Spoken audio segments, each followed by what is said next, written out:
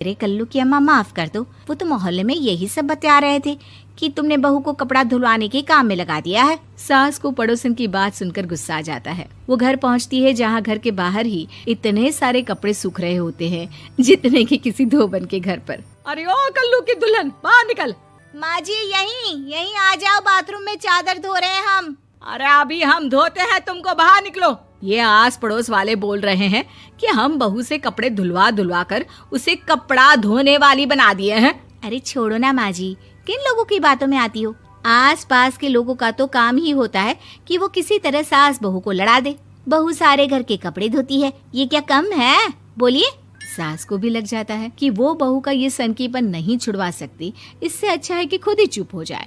एक रोज सास और बहू मंदिर जाते हैं, जहाँ सास की साड़ी वहाँ खड़ी भीख मांगने वाली से मिलती है। माँ जी क्या बात है, आपकी साड़ी उस भिखारन से कितनी मिल रही है ना?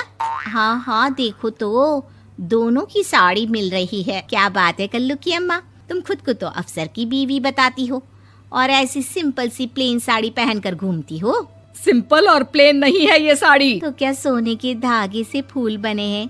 कुछ भी सासू माँ, कुछ भी। हाँ बने थे इस साड़ी में सोने के धागे से फूल। मेरे पति लेकर आए थे मद्रास से स्पेशली मेरे लिए 10,000 की।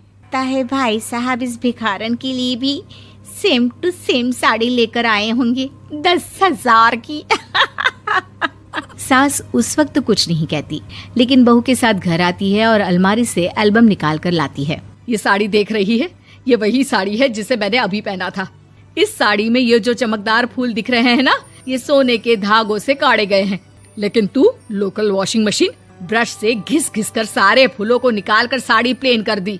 मुझे माफ कर दीजिए सासू माँ। और तो और, जब मैंने तुझे तेरी गलती के लिए कुछ नहीं कहा, लेकिन तूने तो सबके सामने मेरा मजाक ही बना दिया। क्यों? बहू को समझ में आ जाता है कि अब से उसका कपड़े धोना बंद।